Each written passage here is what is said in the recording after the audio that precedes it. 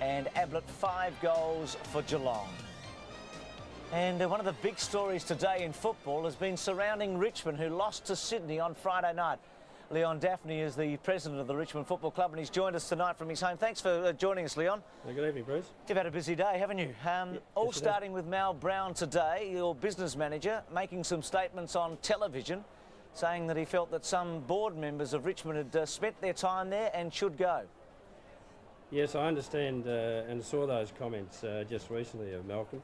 Obviously, Bruce, those comments are personal comments of Malcolm because he doesn't have the authorisation of the club to make those comments.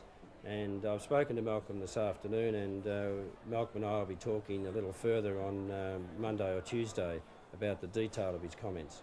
Leon, is it true, we were told on Friday night that you'd had a very heated board meeting last week where a number of board members were, in fact, thinking of resigning, and then there was a move against Malcolm Brown at the board. Is that true or false? Oh no, that's not entirely true, Bruce. I think that there was a regular scheduled board meeting last week, and it was after the poor performance of the club against the West Coast Eagles, and there was vigorous debate about the performance of the team and what the board could do, but it was no more than that really, and it's similar to many football club discussions that have been had over the past.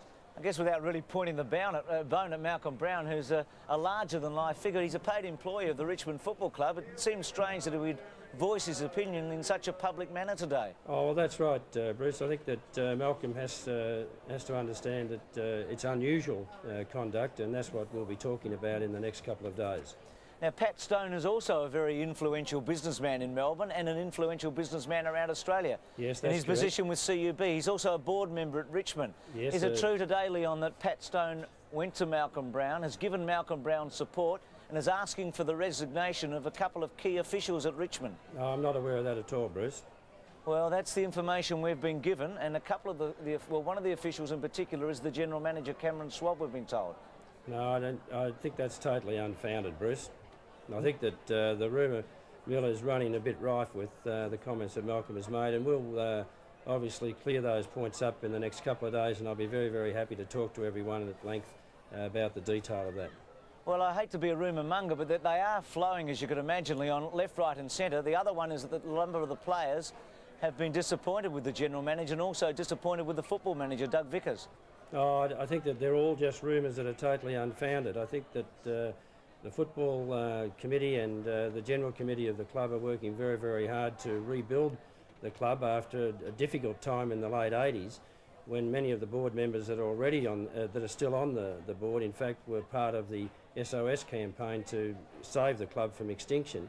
We're all working very, very hard now with the newcomers to the board, such as myself and Pat Stone, to make sure that we rebuild the club into a very successful part of the AFL national competition. So, Leon, for all the Richmond fans out there, and you do have thousands and thousands of them, can you categorically say that there's no split in the board at the moment and that there's a unified board? It's very much a unified board, Bruce, and I think that obviously the comments that Malcolm has made as a consultant to the board are at odds with some individuals on the board, but those matters will be cleared up in the next couple of days, and I'll be very happy to elaborate with them with you when they are. And just one final area, you've had high draft selections in recent years. The recruitment would seem to have been pretty poor and, well, unsuccessful at least. Is that an area that you're pretty disappointed with at the club? Oh, I think that there could be some criticism in the past of the success of our recruitment. Recruitment is not a science, of course, as you know, Bruce, and I think that though that the players that we've brought into the club this year through the draft of 1993 and also the draft of 1992, in fact, have brought new players into the club that are performing very, very well. I think that we've lost a little form in the players that were at the club previously, and the coach John Northey and the team need to re-establish that form and make us competitive against St Kilda next Monday. And just finally, Leon, what will be happening at the Richmond Football Club on Monday, Tuesday and Wednesday this week? Oh, well, I'll be talking to Malcolm Brown probably no later than Tuesday. Monday might be a bit difficult for both of us. Is it possible that he could continue in his role after what's happened today? I know he's got a contract until the end of the year. Oh, it'd be too difficult for me to speculate now and premature, I think, on any discussions that I have with Malcolm. But certainly when I have those discussions and when the board meets, which I'll call a board meeting in the next couple of days to consider Malcolm's remarks and comments, and certainly will elaborate then on any further.